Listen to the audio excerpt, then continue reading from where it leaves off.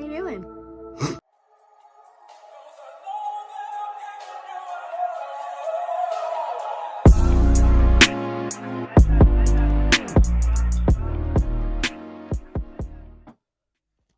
Today, we're going to be talking about my fall TBR, which is everything you see right. Oh my goodness.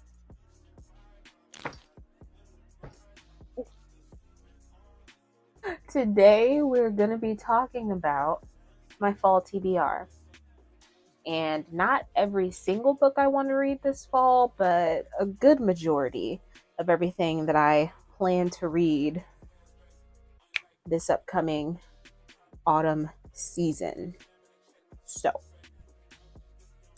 to start, we're going to start with like the Halloween spooky kind of stuff with Supernatural Witch's Canyon. Which I have these books. I've owned them for about I think maybe 6 months now. I just finished reading the first one. So this is the second edition. And I'm excited for it because the first one was pretty good. It's taken me so long to start reading them because I wasn't sure if I was really going to like them. So,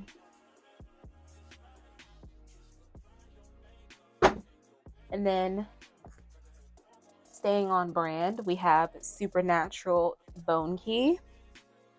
Probably would sound a lot better if it was the Bone Key and not just Bone Key, but edition number 3, Supernatural Bone Key. Should I read the blurbs? I'm not picking up the first Supernatural off the floor, so I'm so sorry. We're just gonna have to move and groove. Sam and Dean are headed for Key West. Okay, well, maybe I should read the whole thing because there's technically 2 blurbs. The first one is basically giving you the gist of what Supernatural is, who Sam and Dean Winchester are. So I guess I'll read that too.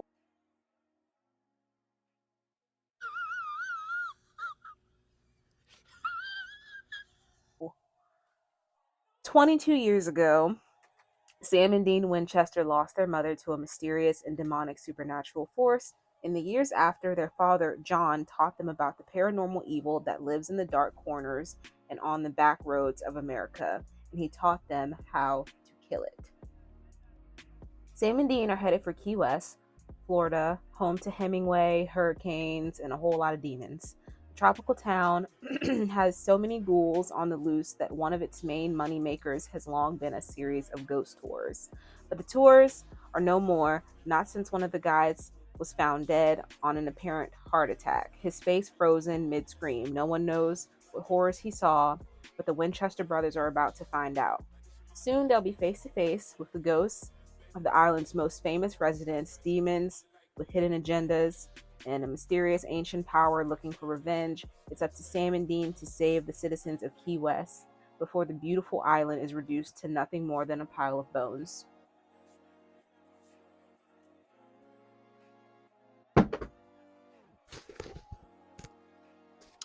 Supernatural Heart of the Dragon. This one is a pretty big time jump. So this one goes 27 years ago. Sam and Dean Winchester lost their mother to a mysterious demonic supernatural force. In the years after, their father John taught them about the paranormal evil that lives in the dark corners of in the back roads of America, and he taught them how to kill it. When renegade angel Castiel alerts Sam and Dean to a series of particularly brutal killings in San Francisco's Chinatown, they realize the Heart of the Dragon is back. John Winchester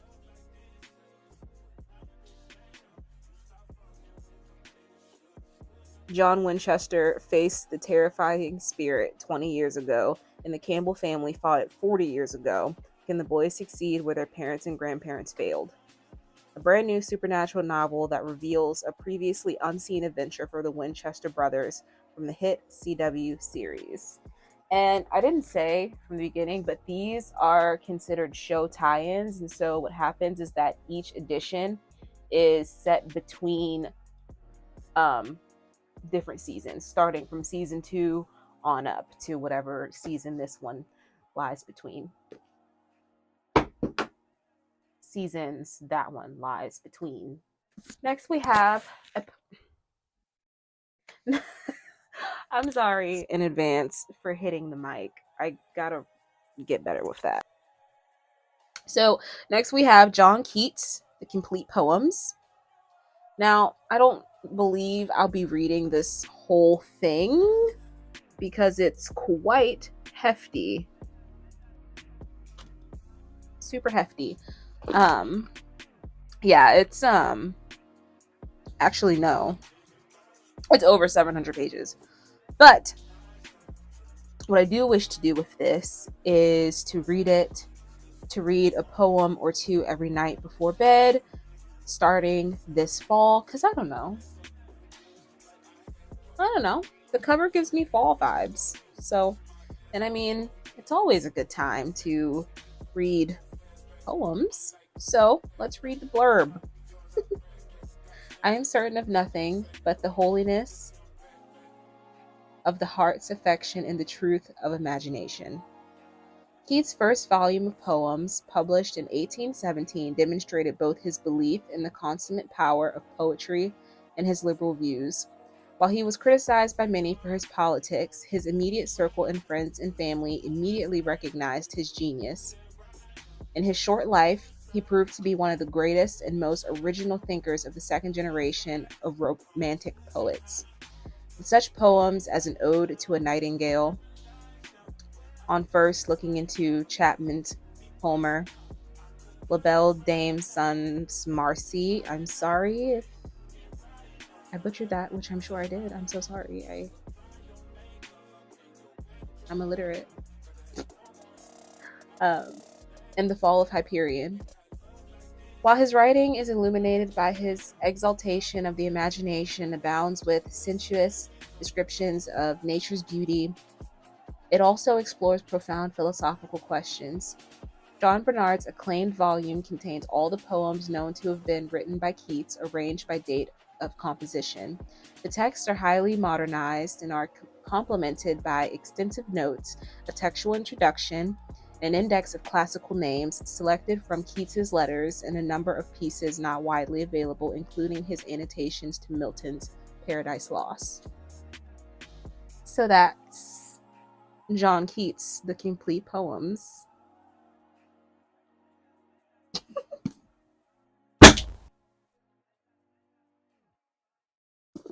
Next, we have another book of works. We've got Edgar Allan Poe's The Fall of the House of Usher and Other Writings. Now, let me give you a little backstory on why I want to read this in the fall. There are a couple reasons. One of them being because October is spooky month, spooky season, being that Halloween is at the end of it. And I figured, maybe I'll do the same kind of thing that I want to do with Keats, and I will read some Edgar Allan Poe every night before bed, every single night of October. And who knows? Maybe I'll finish it because, listen, I think I've read The Bells, blew my mind. Like, what the heck? Love that for me. So I think I will like his writing. And there's a book that I don't have on this list that is in the same vein as this. There are actually two books that I don't have on this list that are in the same vein because they're both like spooky reads, horror, and all those kinds of things. So I'm gonna get them in just a second. But yes, I do want to read a poem or two or three or however the hell many of Edgar Allan Poe's writings every night of October, and I may even make videos of that. So maybe I'll do shorts instead of full-length videos talking about the poems, or maybe reading the poems. Who knows? But I'm gonna read the blurb. and much of madness and more of sin and horror the soul of the plot. This selection of Poe's critical writing, short fiction, and poetry demonstrates his intense interest in aesthetic issues and astonishing power and imagination with which he probed the darkest corners of the human mind. The Fall of the House of Usher describes the final hours of a family tormented by tragedy and the legacy of the past. In Telltale Heart, a murderer's insane delusions threatens to betray him, while stories such as The Pit and the Pendulum and The Cask of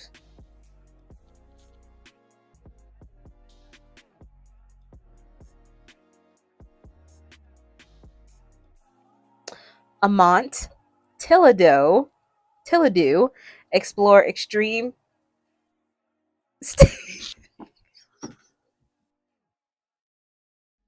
I don't know that word. I'm so sorry.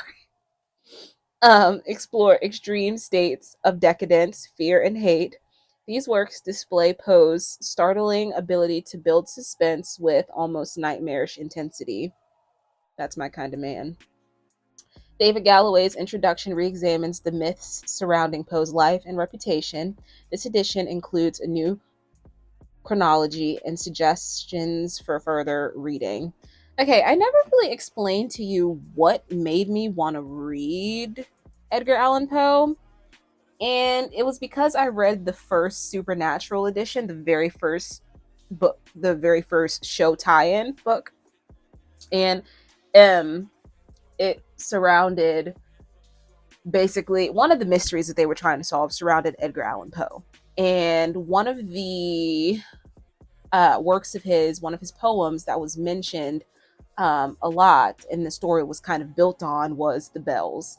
And so that is what got me into Edgar Allan Poe. And so we're going to go on to the next couple of books I want to read this fall. Wait a minute, you be absurd. What the hell? At H.P. Lovecraft. Oh shit, I can't. Oh, I can't pull that up any further. No, Cleo. No. And next we have H.P. Lovecraft's The Thing on the Doorstep and Other Weird Stories. 12 chilling tales from the unrivaled master of the fantastic and the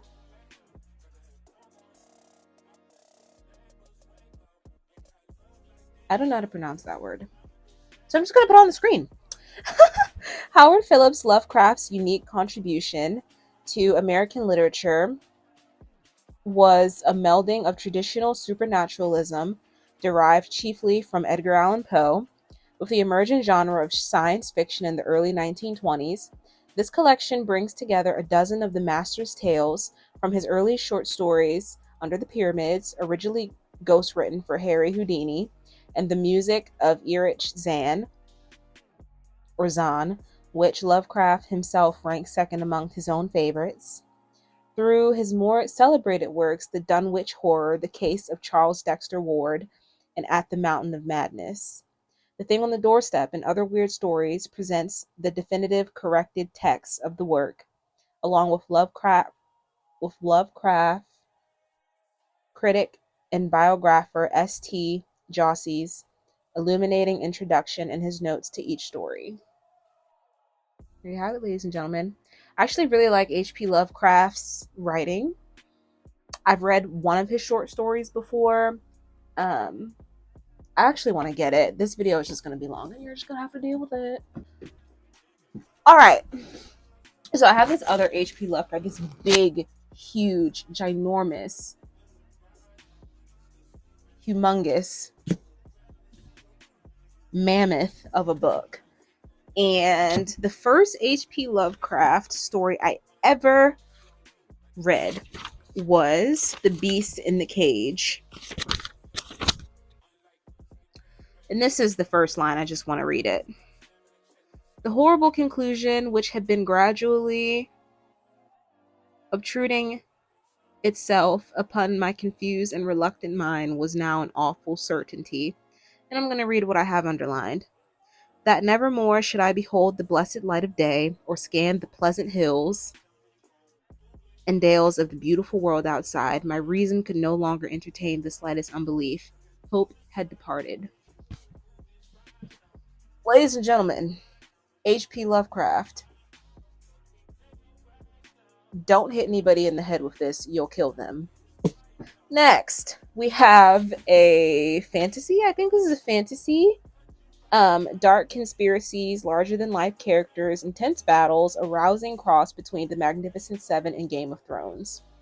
The Wolf, Leo Carfu. That's not his name. Leo Carew. Carew.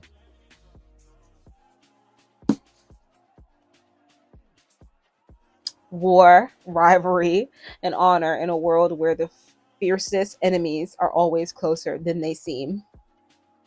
Beyond the Black River, amongst the forests and the mountains of the north, lives an ancient race of people. Their lives are measured in centuries, not decades. They revel in wilderness and resilience, and they scorn wealth and comfort. By contrast, those in the South live in the moment, their lives more I'm sorry about my face. It's loud. Their lives more fleeting. They crave wealth and power. Their ambition is limitless, and their cunning unmatched. When the armies of the South flood across the Black River, the fragile peace between the two races is shattered. On a lightning struck battlefield, the two sides will fight for their people, for their land, for their survival. Perhaps the most captivating first novel I've ever read, gripping and ambitious, as bleak and brutal as the northern snows. Those are just some comments on the book. So we have it. The Wolf, Leo Carew. Next, on a lighter note, we have Never Let Me Go, Kazuo Ishiguro. Um, a gothic tour de force, a tight, deftly controlled story just as accomplished as The Remains of the Day, and in a very different way, just as melancholy and alarming. From Booker Prize winning author, I don't want to say his name again, Kazuo Ishiguro, comes a devastating novel of innocence, knowledge, and loss. As children, Kathy, Ruth, and Tommy were students at Hailsham, an exclusive boarding school secluded in the English countryside. It was a place of mercurial cliques and mysterious rules, and teachers were constantly reminding their charges of how special they were. Now, years later, Kathy is a young woman. Ruth and Tommy have re entered her life, and for the first time, she is beginning to look back at their shared past and understand just what it is that makes them special, and how the gift will shape the rest of their time together. Suspenseful, moving, beautifully atmospheric, Never Let Me Go is another classic by the author of The Remains of the Day.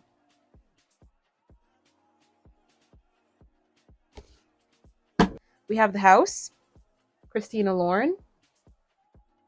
He's always dressed in black. His head is down. Shaggy black hair falls into his eyes, but when Gavin looks up at Dahlia, his eyes light. His dark eyes, shadowed with bluish circles, seem to flicker to life. Her lifelong fascination with him has been a mixture of longing and bear-like protectiveness, because he lives in that house, the one at the edge of town, spooky and maybe haunted. Oh, her name is Delilah, not Dahlia. Please. um, thinks it might be something worse than haunted. Gavin tells Delilah he's hers completely, but whatever lives with him inside that house disagrees. And down to the bottom here, we have The Hobbit, J.R.R. Tolkien, which I hate these, okay? But you know what I hate even more than these stickers? I hate when they're not stickers. You know what I mean? When you have like the big dumb circle on your book and you can't take it off because it's printed on the cover. Like, why would you ever do that? Let's do this. Let's do this together.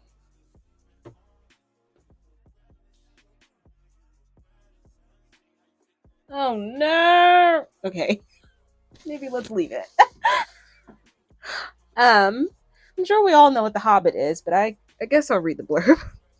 Bilbo Baggins is a hobbit who enjoys a comfortable, unambitious life, rarely traveling any farther than his pantry or cellar, but his contentment is disturbed when the wizard Gandalf and a company of dwarves arrive on his doorstep one day to whisk him away on an adventure. They have launched a plot to raid the treasure hoard guarded by Smaug the Magnificent, a large and very dangerous dragon.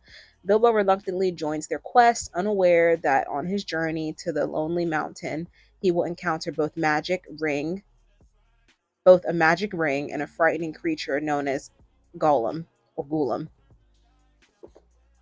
the Hobbit. Everyone. Last but not least, we have. Can I hold it? Yeah, I can hold it.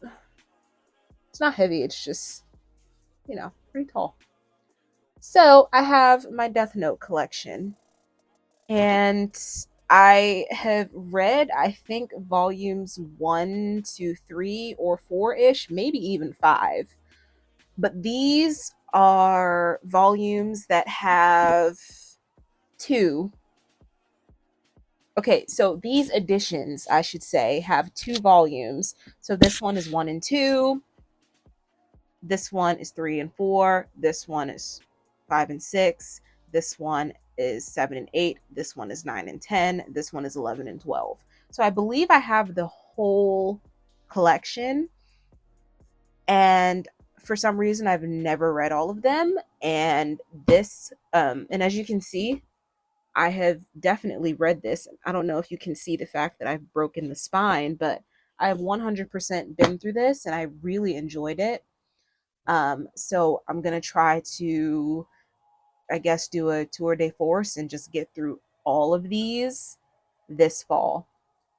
And so, yeah, hold on. Okay, so here's the thing. I'm not going to read the. All right, speed run. Blurb time. Contains volumes 1 and 2. Light Yagami is an ace student with great prospects and he's bored out of his mind, but all that changes when he finds the Death Note, a notebook dropped by a rogue Shinigami death god. Any human whose name is written in the notebook dies, and now Light has vowed to use the power of the Death Note to rid the world of evil. Will Light's noble goal succeed, or will the Death Note turn him into the very thing he fights against? Spoiler alert, yes it does. I hate Light. Like, I cannot stand him. Includes volumes 3 and 4. Light. Oh, wait. It's the same blurb on all of them. So, yeah. So those are all the books that I want to read. That's upside down. Wait, this whole thing is upside down. What the hell's going on here? I don't even know anymore. So that is all. I'm gonna count real quick. So that is all 16 of the books that I would like to read this fall. And that's my TBR. So I hope that you enjoyed this video, and I hope that you read a good book today, or you will read a good book today. And, yeah, I'll see you when I see you. Thanks for watching. And please come back. Pretty please. And like and subscribe if you want to see more of my content and see more of my funny faces. And I don't know, become a local hippie yourself. Hug some trees, read some books. Sounds like a good life to me. Right. Yeah. I'll see you when I see you.